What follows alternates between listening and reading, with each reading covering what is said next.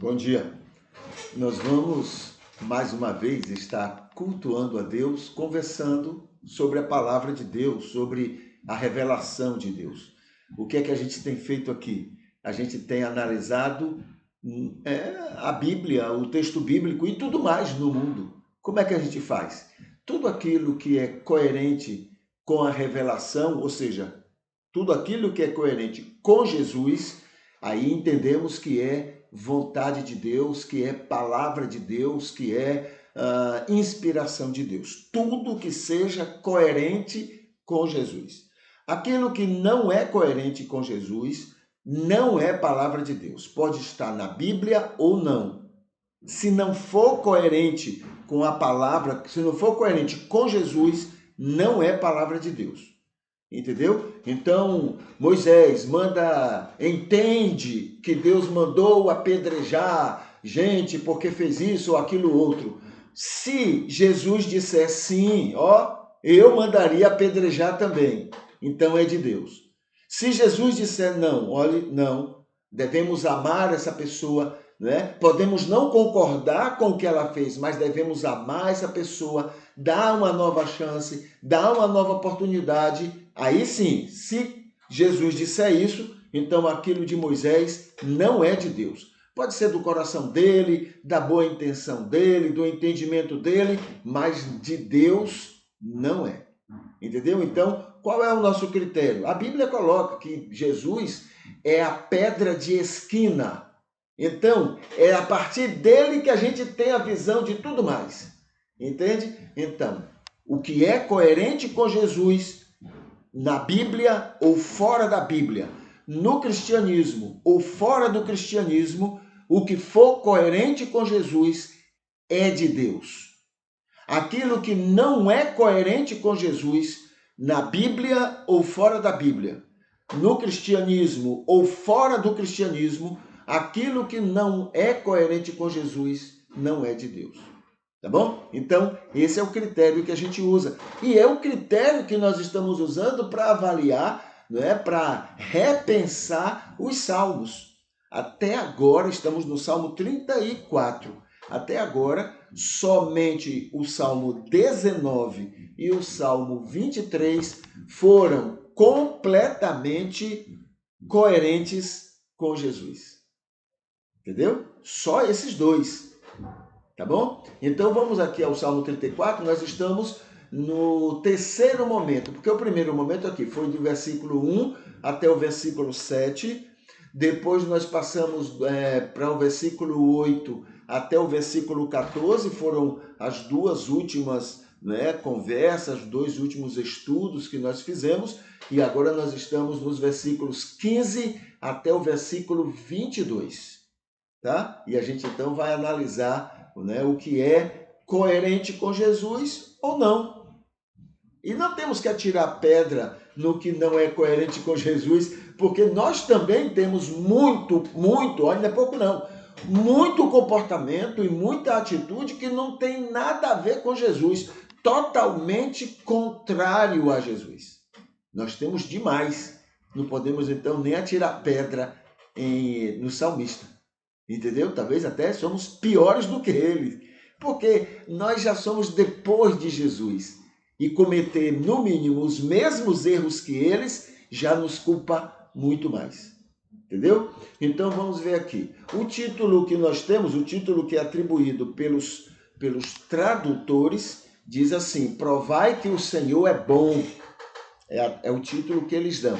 E o título que vem do original, diz assim: Salmo de Davi,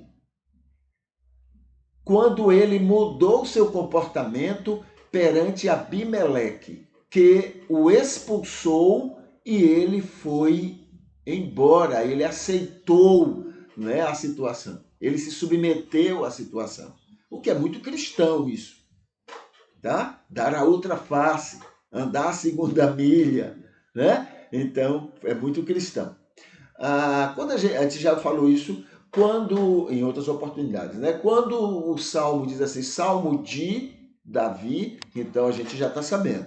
É o Salmo escrito por Davi ou um salmo que Davi mandou alguém escrever, ou alguém escreveu como se fosse Davi, dizendo que era Davi, ou alguém escreveu sobre Davi, tá bom? Então, Salmo de Davi pode ser uma dessas 4 opções, tá bom? Então vamos ver aqui, versículo 15, né? Ele começa, pelo menos essa terceira parte do Salmo.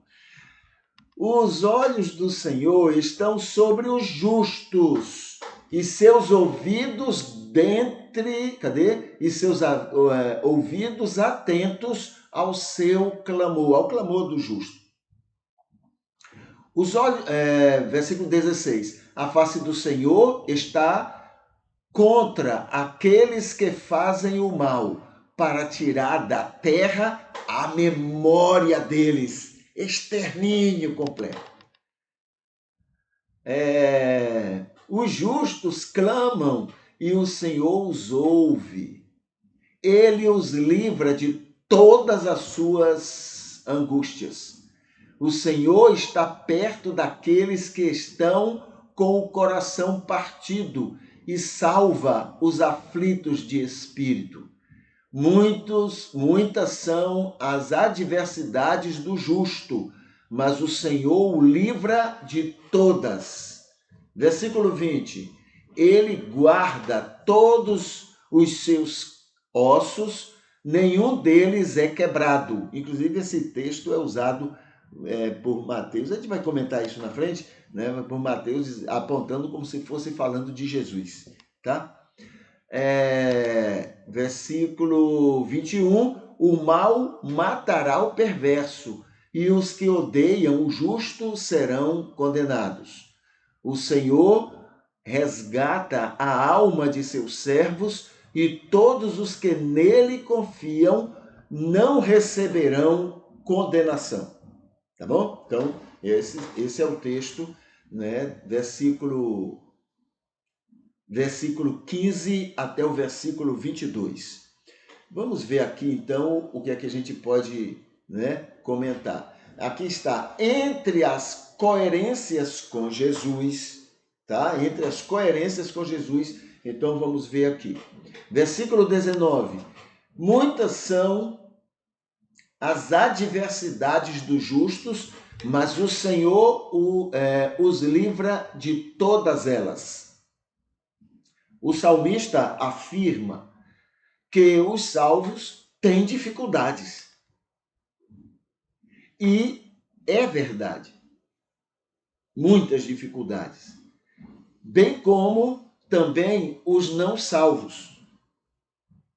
Ele diz que o Senhor os livra de todas as adversidades. E é verdade. Bem como também os não salvos. Com sua onisciência e sabedoria, desde há muito tempo, ele tem agido de um jeito ou outro para que seus amados, salvos ou não, sejam vencedores diante das dificuldades.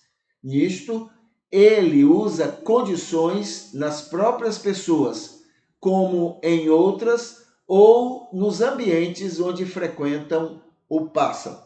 Então, Deus ama a todos, Deus sabe que todos vão passar por dificuldades. Por que vão passar por dificuldades? Somos humanos, a gente cria as nossas próprias dificuldades e a gente cria as dificuldades dos outros. Nós somos uns porqueiras, né?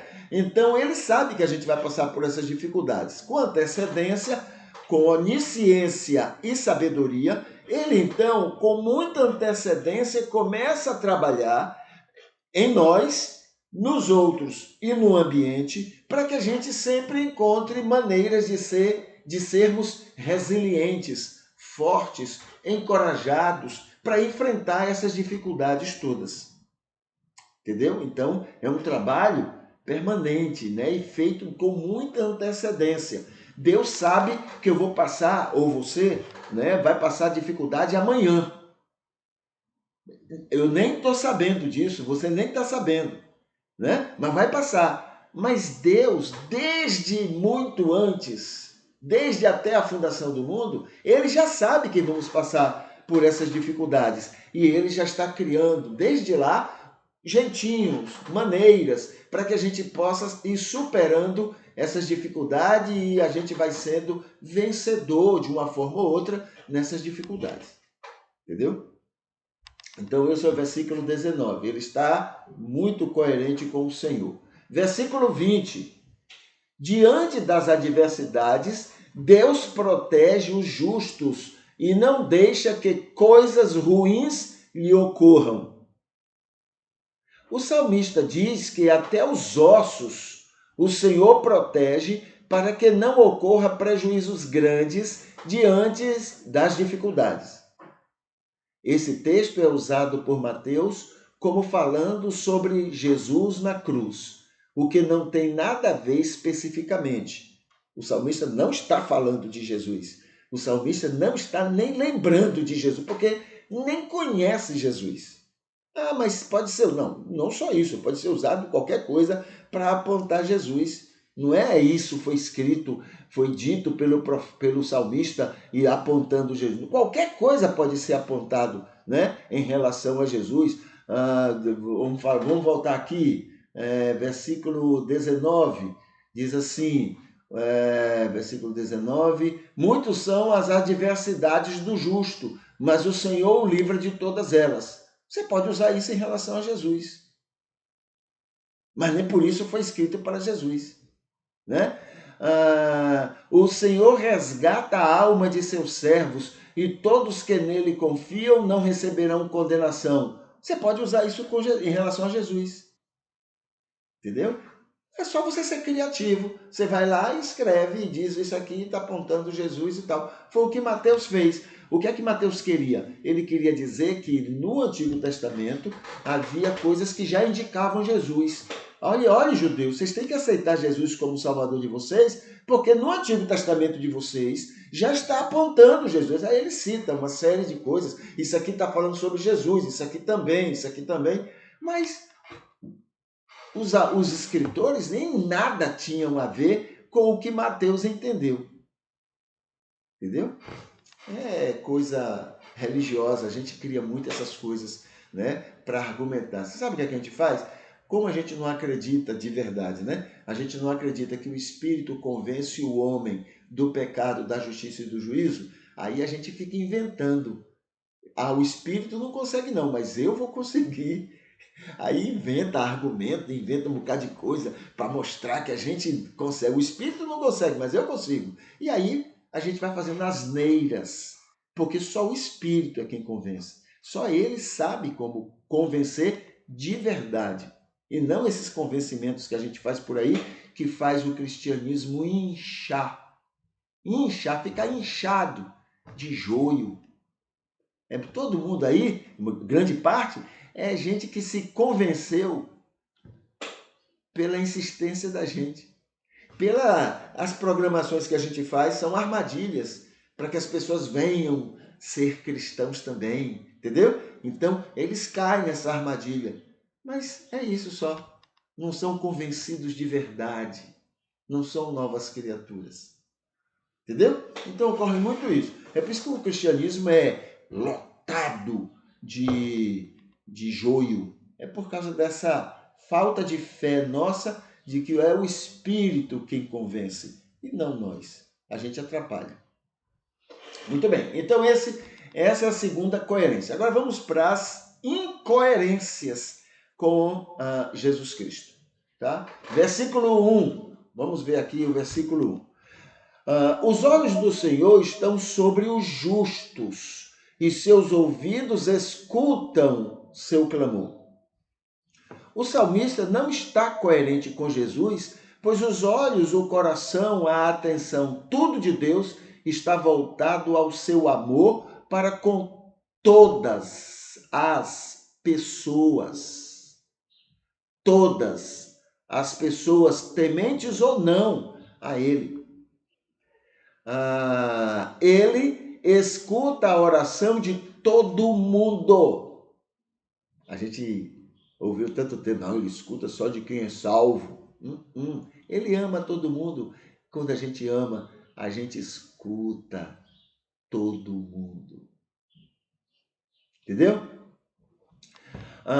Todo mundo sem exceção. Ele faz questão de atender e estar atento a todos, sem exceção. A todos. Então, essa coisa de que ele escuta somente os justos não é real, não é verdade. Ele escuta a todos porque ama todos.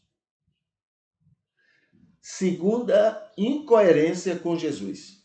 Versículo 16.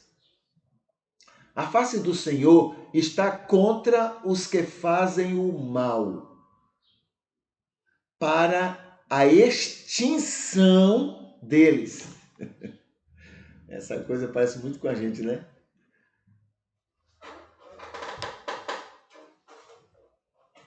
A face do Senhor está contra os que fazem o mal, para a extinção deles. Se isso fosse verdade, ninguém estaria de fora, pois todos somos pecadores. Todos, sem exceção. Todos somos maus. Não há um justo sequer. Diz a Bíblia, né? Por isso, a Bíblia diz que ele colocou todo mundo debaixo do pecado, todo mundo na mesma situação, para amar a todos igualmente, sem acepção de pessoas. Se ele ama, não quer a extinção dessas pessoas. E a gente quer. Rapaz, esse cristianismo que está aí, se for para o inferno, vai fazer o inferno ser um grande inferno.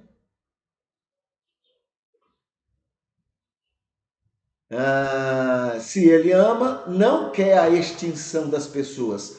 O salmista está, de novo, incoerente com Jesus Cristo, sua vida e seus ensinos. No versículo 16. Versículo 17. Outra incoerência com Jesus. Os justos, ele falando, né, o salmista, os justos clamam e são ouvidos por Deus, que os livra de suas angústias. Clamor tem o sentido de apavoramento, de apelo, de incansável grito de misericórdia. E os que temem a Deus não precisam disto, pois descansam nele. Confiam que ele sabe cuidar bem de todos. Não em sentido, não em sentido clamores não há sentido de clamores nos lábios de tementes a Deus. Os justos, o salmista está falando, né? Os justos clamam e são ouvidos, gritam, assim, ficam apavorados e são ouvidos. Isso é incoerente com Jesus. Antes que eu sinta necessidade, Deus já está agindo em meu favor. Quanto mais eu confio nisso, menos desesperado eu fico. Não há motivo para clamor, porque eu vou descansar de que Deus já sabe disso há muito tempo e já está trabalhando nisso. A única coisa que eu posso fazer agora é agradecer, Senhor, muito obrigado, porque permitiste tudo isto e tu sabes como lidar com isto. Diferente, né? Versículo 18. Outra incoerência com Jesus. O Senhor está perto dos que têm coração partido para os salvar das angústias. O salmista está incoerente com Jesus, pois Deus ama todas as pessoas. Amando todas as pessoas, ele faz questão de estar perto de todos os seus amados, não importa quem sejam ou o que fazem, ele ama acima de tudo. Não está só perto dos que têm coração partido, mas do coração de qualquer um. Ele está pertíssimo, porque ama a todos. A gente precisa entender melhor o que é amar. O salmista não sabe, mas a gente precisa conhecer melhor o que significa amar. E Deus sabe e vive isso plenamente. Versículo 21, ele é incoerente também com Jesus.